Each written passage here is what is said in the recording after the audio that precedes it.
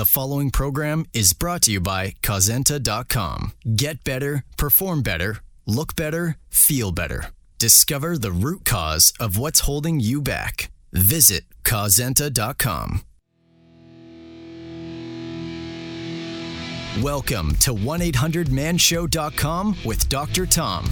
Dr. Thomas Incledon is a former world champion strongman who's taken his competitive drive and converted himself into the world's leading men's health expert, producing science fiction level results for men who desire to be bigger, faster, stronger, smarter, and healthier. Dr. Tom learned the hard way that while our healthcare system was designed to just let you get by, men like you demand more. After testing over 40,000 patients, Dr. Tom discovered the best way to help you is a combination of science and common sense applications fueled by his hand-picked technology and instrumentation, which Dr. Tom assembled to create the most advanced facility in the world, Causenta. Each episode, Dr. Tom shares cutting-edge data and information from his life as an athlete turned scientist and research uncovering solutions to help men increase testosterone, get their libido back, lose weight, feel great, and heal their bodies, reverse aging, and live the life of your dreams. This isn't another idea show that sounds great but does nothing to actually produce results. You will personally feel this show is the best information you have ever heard, unless, of course, you are on the payroll for a pharmaceutical company. And now, here to help you produce your man show and discuss results that matter, the kind that'll make your friends envious and jealous, your host, inventor, storyteller, scientist, and secret weapon of the stars, Dr. Tom Incledon. Hi, my name is Dr. Thomas Incledon, aka Dr. Tom. I'm an average guy that figured out how to set world records using exercise and nutrition. I'm going to share with you the secrets that can help you to feel awesome and look good naked. You should never be too tired to play with your kids. I get clients that come in and we go over their lifestyle, and they'll tell me at the end of the day, they get home from work and they're sitting on the couch, and the kids will be like, "Hey, Daddy, let's go out and play." And they'll be like, "Oh, not now, son." And if you feel like that's your lifestyle, then let's just say it right now, that's not how it should be. There's something going on there that needs to be corrected, because you don't want to be the dad that just isn't cool, that can't play with his kids. And what it's pointing to is there's something else going on. When I review, let's say, backgrounds with people, and I go over what's your pattern every day, what's your schedule like, and what are you doing throughout your day, I get a lot of interesting things that come up. First, one of the things that comes up is people come home at the end of the day and they sit on the couch and they veg out. And one of the things that happens when you start that sort of behavior pattern is that your brain and your nervous system gets really good at teaching you how to do nothing. So it physically becomes harder to move, and it becomes more difficult to have energy because you're teaching your nervous system not to move and not to have energy. So now when your kid comes along and says, "Hey, Daddy, let's go run outside, let's throw the ball around," and your brain is sort of in this mode where it's comfortable not doing anything, it actually makes it much harder for your body to move. So one way to sort of offset that or prevent that from kicking in and happening to you is just don't sit down on the couch every day at the end of the work. Instead, when you get home, keep yourself moving. Do things with your kids. Get involved with them as far as if they're home from school and you're doing homework with them. Maybe stand looking over them. Maybe walk around as you're talking to them about what their math or their science or their history lessons are. That simple little change from sitting to standing and moving around will actually make it much easier later on as, let's say, as a couple of days or weeks go on. Your nervous system quickly adapts and starts making it easier for you to stay active so you don't feel that lull in your energy at the end of the day. Another thing that comes up a lot is as we go through these cases is such the irregular schedule that people have.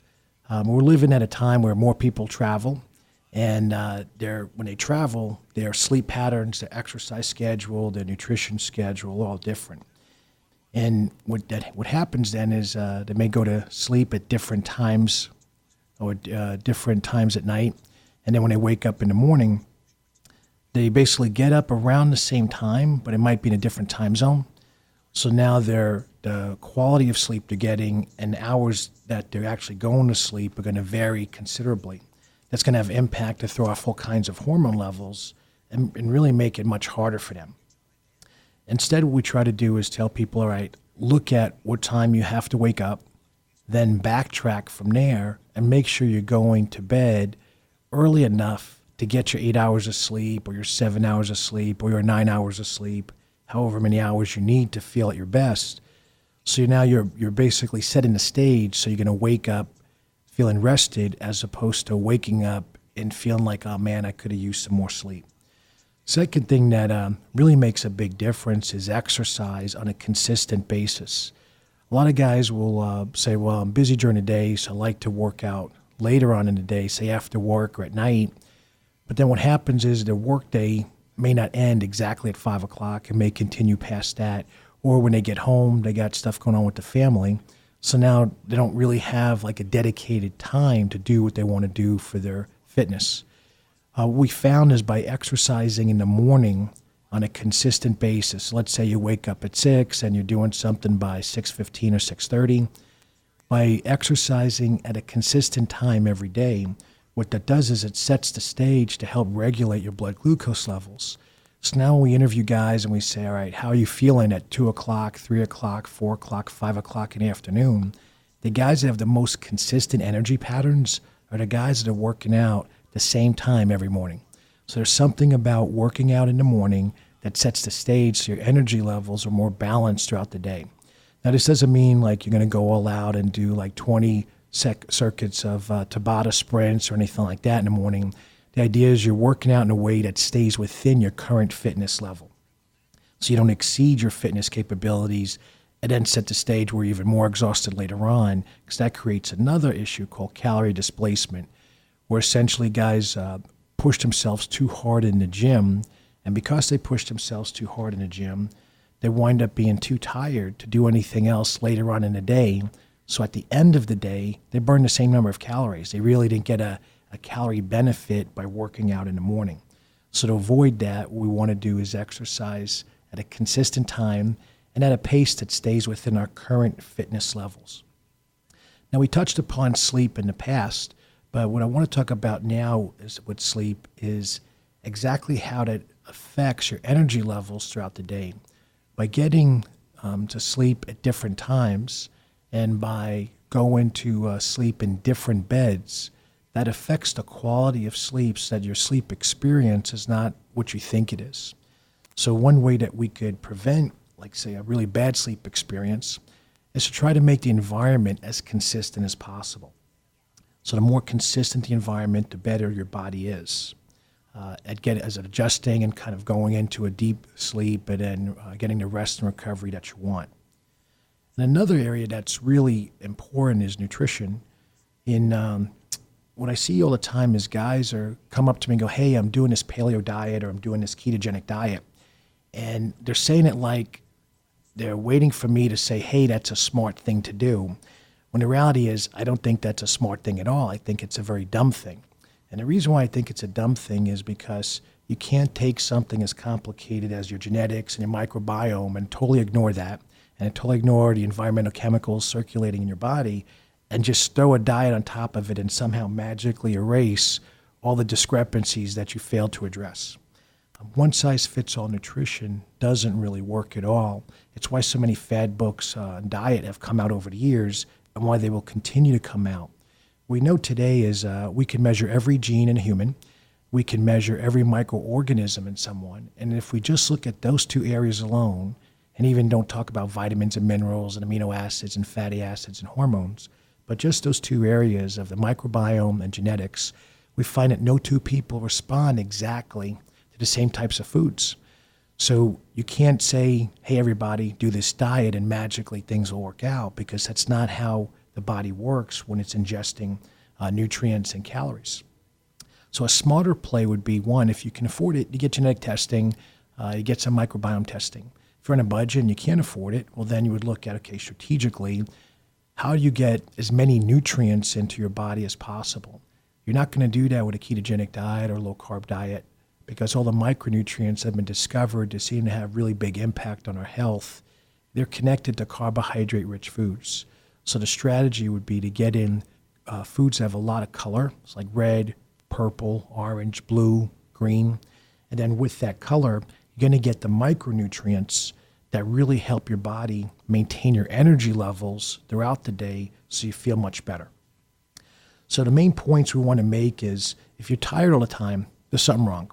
The way you could address that so you're not tired all the time is making sure you have a regular schedule where you're following the same type of sleep pattern, you're eating a wide variety of colored foods throughout the day, and you're exercising in the morning at a consistent time.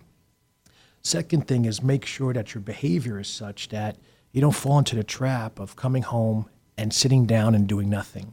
It's very easy to get caught up in that, but by getting caught up in that, you also then set the stage where it becomes harder to move later on. Hope that was great information for you today. Thanks for listening. For show notes and links to anything discussed on today's program, visit 1-800-MAN-SHOW.com. If you'd like to order the best supplements on the planet, make an appointment with Dr. Tom or call the show. Dial Dr. Tom toll-free at 1-800-MAN-SHOW 24/7. Leave a message with your first name and where you're from and include your question, comment, or concern. Who knows? You might end up on the air with Dr. Tom. If you like the show, be sure to subscribe on iTunes or Stitcher. The link is posted at 1-800-MAN-SHOW.com. Remember, you can get better, perform better, look better, feel better. Discover the root cause of what's holding you back. Share Dr. Tom with guys you know who are ready to fire up your man show.